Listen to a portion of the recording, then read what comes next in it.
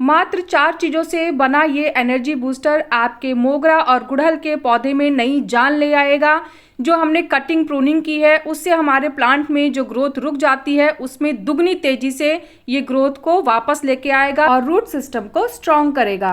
तो ये कौन सी खाद है, कैसे इसे देना है, चलिए वीडियो में बात करते हैं। तो वीडियो को स्टार्ट करते हैं। हेलो एवरीवन, कैसे हैं आप सब लोग। लव फॉर गार्डनिंग में आप लोगों का बहुत बहुत स्वागत है।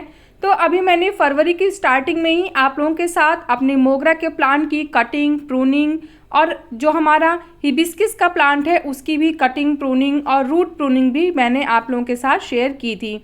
तो उसका मैं आपको रिजल्ट भी दिखा रही हूँ। साथ साथ मैं आपको अब ऐसी खाद बताऊंगी जिसको देने से ये जो छोटी छोटी सी ग्रोथ है ये बहुत ही तेज़ी से ग्रो करना शुरू कर देंगी और जैसे ही मार्च का मौसम स्टार्ट होगा हमारा प्लांट फ्लावरिंग करना स्टार्ट कर देगा। तो जो खाद मैं आपको बता रही हूँ वो खाद आपको देनी होगी। मैं बताऊंगी डिटेल में कि इसको कैसे बनाना है, कितनी क्वांटिटी में देना है। तो देखिए मैं पहले आपको थोड़ा सा अपडेट दिखा रही हूँ कि मेरे मोगरा प्लांट में देखिए कितनी छोटी छोटी सी ग्रोथ आने स्टार्ट हो गई है। तो ये बहुत ही सही समय है अपनी प्लांट को एक बूस्ट देने का, जिस खाद से हमारे प्लांट की ये जो ग्रोथ है ये बहुत ही तेज़ी से बढ़नी शुरू हो जाए। मौसम के हिसाब से प्लांट को अब आप फुल सनलाइट दीजिए, क्योंकि ये जो मौसम है अभी ना बहुत तेज़ गर्मी है ना बहुत ही ज़्यादा ठंड है। तो ये जो मौसम है इसमें हम अपने प्लांट को फुल सनलाइट दे सकते हैं। जैसे जैसे मौसम और गर्म होगा फिर हम थोड़ी सी सनलाइट कम कर देंगे। तो उससे रिलेटेड वीडियो मैं आगे आप लोगों के साथ शेयर करूँगी। अभी फिलहाल मैं आपको ग्रोथ दिखा रही हूँ। तो ये मेरे मोगरा प्लांट की ग्रोथ थी। अब मैं आपको अपने हिबिस्किस प्लांट की ग्रोथ भी दिखाती हूँ। तो ये देखिए ये मेरा हिबिस्किस का प्लांट है और इस पे येलो कलर के बहुत ही बड़े बड़े फूल खिलते थे। तो अभी मैंने इसकी भी कटिंग प्रूनिंग और इसकी तो मैंने रूट्स जैसे बाउंड हो गई थी तो मैंने इसकी रूट प्रूनिंग भी की है, फिर से इसको रिपॉट किया है। तो पूरा डिटेल वीडियो मैंने बनाया था। तो अगर आपने नहीं देखा है तो मैं डिस्क्रिप्शन बॉक्स में लिंक डाल दूंगी, आप देखिएगा। और कटिंग के बाद आप देखिए कितनी अच्छी ग्रोथ हो गई है। बहुत से लोग मुझसे कह रहे थे आपने कटिंग और प्रूनिंग जैसे रूट प्रूनिंग और प्लांट की कटिंग एक साथ कर दी, इससे ग्रोथ रुक जाएगी, प्लांट मर जाएगा। लेकिन आप देखिए मेरा प्लांट में ग्रोथ स्टार्ट हो गई है। तो अब इस ग्रोथ को तेज़ करने के लिए मैं जो खाद आपको बताने वाली हूँ तो उसके लिए सबसे पहले हमें जिस खाद की ज़रूरत है वो है वर्मी कंपोस्ट। और अगर आपके पास वर्मी कंपोस्ट नहीं है तो आप गोबर की खाद का भी इस्तेमाल कर सकते हैं। तो मैंने यहाँ पे एक बड़ा प्लास्टिक का बाउल था तो उसी से मैंने एक बड़ा कटोरा वर्मी कंपोस्ट लिया है। इसके बाद मैंने इसमें थोड़ी सी नीम की खली ली है। तो मैंने यहाँ पे 4 चीज़ें मिक्स की हैं। तो वो चारों चीज़ें आप मिक्स करके और बहुत ही अच्छी खाद बना सकते हैं। तो इसके लिए क्या किया है, वर्मी कंपोस्ट लिया मैंने और उसी जो कटोरी से मैंने वर्मी कंपोस्ट लिया था फुल, उसी का चौथाई मैंने यहाँ पे नीम की खली ली है। तो उसी हिसाब से जो भी बर्तन से आप वर्मी कंपोस्ट लेंगे तो उसी का चौथाई आपको नीम की खली ले लेना है। इसके बाद जो मैंने खाद दी है, जैसे क्या होता है ना कि जो हमारा वर्मी कंपोस्ट होता है उसमें नाइट्रोजन बहुत ज़्यादा होता है तो ये ग्रोथ के लिए बहुत ही अच्छा होता है। तो कटिंग प्रूनिंग के बाद भी हमने ये खाद दी थी। तो कुछ चीज़ें और इंक्लूड कर रही हूँ मैं और इससे प्लांट की ग्रोथ और तेज़ी से होगी। तो इसके बाद मैंने यहाँ पे रॉक फॉस्फेट लिया है। तो मैंने आधा चम्मच रॉक फॉस्फेट लिया है और अब मैं यहाँ पे कुछ दाने डीएपी के डालूंगी।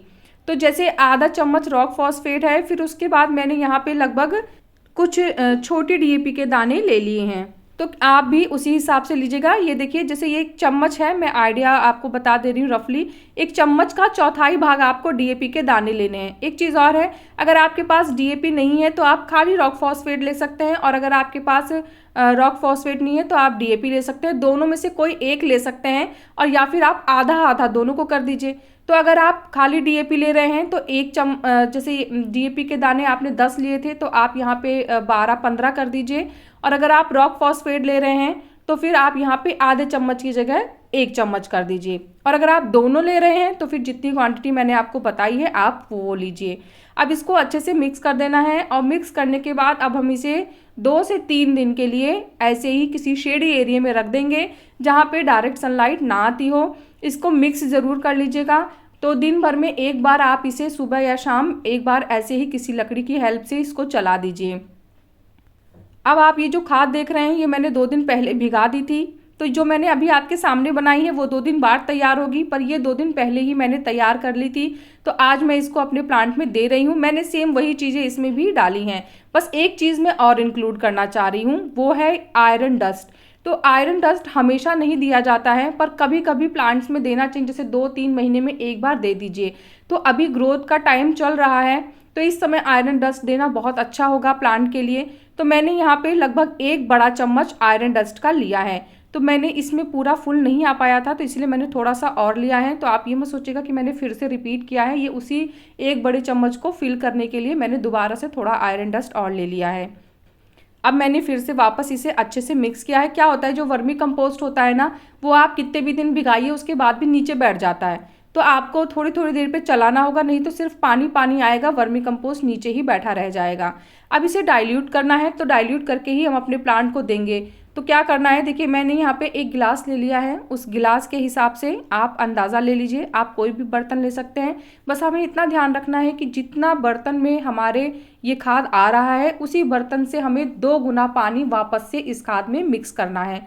तो मैंने जैसे 1 गिलास ये खाद लिया है, तो इसी 1 गिलास में मैं अब 2 बार पानी भर के वापस से उस खाद में मिक्स करूँगी, तो ये दुगना वाटर हो जाएगा। अब ये जो हमारी खाद है ये तैयार है प्लांट को देने के लिए। इसमें नाइट्रोजन भी बहुत प्रचुर मात्रा में है, फॉस्फोरस भी रिच है, इसमें हमने आयरन डस्ट दिया है और नीम की खली है, तो उससे जो प्लांट में हमारे कीड़े मकोड़े आते हैं वो दूर रहेंगे। प्लस बहुत सारे माइक्रो न्यूट्रिएंट्स होते हैं, वो भी हमारे प्लांट को मिलेंगे। तो इसमें देखिए, जैसे गुड़हल का जो प्लांट होता है, तो आप उसको बहुत ज़्यादा फॉस्फोरस नहीं दे सकते, क्योंकि उसको बहुत ज़्यादा नीड नहीं होती है फॉस्फोरस की। तो ये खाद में आप डीएपी और रॉक फॉस्फेट सिर्फ एक ही बार देना है, जैसे रिपोर्ट किया था तब हमने दिया था और अब देंगे। इसके बाद अब हम कम से कम 2 महीने तक गुड़हल को कोई भी फॉस्फोरस रिच फर्टिलाइज़र नहीं देंगे। ये इस समय दे रहे हैं क्योंकि मैंने अपने गुड़हल की रूट प्रूनिंग की थी, तो इस समय उसकी काफ़ी रूट्स हट चुकी हैं, तो उसको नई रूट डेवलप करनी है। तो ऐसे में फॉस्फोरस उसको हेल्प करेगा, लेकिन यही फॉस्फोरस बार बार नहीं देना है। 2 महीने के गैप के बाद फिर हम इसको फॉस्फोरस दे सकते हैं। तो वो चाहे आप बोन मील दीजिए, चाहे रॉक फॉस्फेट दीजिए, और अगर आप चाहते हैं तो 2-4 दाने डीएपी के भी दे सकते हैं। तो देखिए अभी भी थोड़ा सा वर्मी कंपोस्ट बच गया था, तो मैंने इसमें थोड़ा पानी ऐड करके इसको छोड़ दिया है, और आप बाद में भी इसको 2 दिन बाद फिर किसी भी प्लांट में दे सकते हैं। तो ये जो खाद मैंने तैयार की थी, ये मैंने अपने 7 से 8 प्लांट में दी है, तो उसी हिसाब से आप लगा लीजिएगा। एक प्लांट को आप आधा जग खाद देंगे, उससे ज़्यादा खाद आपको ये वाली नहीं देनी है। तो मैंने आधा जग यानी आधा लीटर एक हिसाब से आप मान लीजिए, तो आधा लीटर खाद आपको एक प्लांट को देना है। उसके बाद ग्रोथ बहुत ही तेज़ी से होगी। बाकी मार्च में जो केयर करनी होगी उससे रिलेटेड वीडियो मैं फिर आप लोगों के साथ शेयर करूँगी, तो बाकी इन्फॉर्मेशन मैं उसमें आप लोगों के साथ शेयर करूंगी, आपको बता दूंगी। प्लांट की न्यू ग्रोथ को प्रोटेक्ट करने के लिए इंसेक्टिसाइड का स्प्रे करना ना भूलिएगा। आप चाहे केमिकल इंसेक्टिसाइड स्प्रे करें, चाहे ऑर्गेनिक इंसेक्टिसाइड स्प्रे करें, लेकिन इंसेक्टिसाइड स्प्रे करते रहिएगा। कम से कम हफ्ता 10 दिन में एक बार कर दीजिए, जब तक ग्रोथ थोड़ी बड़ी ना हो जाए, क्योंकि जो छोटी ग्रोथ होती है ना, उसमें तो बहुत प्रॉब्लम आती है। इंसेक्ट बहुत तेज़ी से उसके ऊपर अट्रैक्ट होते हैं। तो आप जब एक इंसेक्टिसाइड की लेयर कर देंगे तो बार बार इंसेक्ट उस प्लांट पे नहीं आएंगे, और जब एक बार ग्रोथ अच्छी हो जाएगी, प्लांट मैच्योर हो जाएगा, तो फिर वो अपने आप ही इन सब चीज़ों से लड़ पाएगा। लेकिन फिर भी आपको 15 दिन में एक बार एक अच्छा इंसेक्टिसाइड प्लांट के ऊपर ज़रूर स्प्रे करना चाहिए, चाहे प्लांट में कोई इंसेक्ट की प्रॉब्लम हो और चाहे ना हो। इंसेक्टिसाइड से रिलेटेड तो मैंने बहुत सारी वीडियोस बनाई हैं, तो आप कोई भी होममेड भी देख सकते हैं, मेरे चैनल पे बहुत सारी बनी हुई हैं। और अगर आप कोई केमिकल देना चाहते हैं तो नर्सरी पे बहुत आसानी से मिल जाता है, आप बात करेंगे तो आपको बहुत प्रॉब्लम नहीं फेस करनी पड़ेगी। ईजिली बहुत ही अच्छे इंसेक्टिसाइड नर्सरी पर मिल जाते हैं। तो सारी इन्फॉर्मेशन, सारी डिटेल मैंने बता दी है, लेकिन इसके बाद भी कोई क्वेश्चन कन्फ्यूज़न होगा तो आप मुझे बताइएगा, मैं आपके क्वेश्चन का ज़रूर रिप्लाई करूँगी। तो कैसा लगा मेरा आज का ये वीडियो, मुझे ज़रूर बताइएगा। अगर आपको वीडियो पसंद आया है तो वीडियो को लाइक करिएगा, चैनल को सब्सक्राइब करिएगा, और प्लांट से रिलेटेड अगर कोई भी क्वेश्चन आपके माइंड में है तो आप कमेंट के थ्रू मुझसे बात कर सकते हैं। मिलते हैं फिर नेक्स्ट वीडियो में, तब तक के लिए बाय, टेक केयर।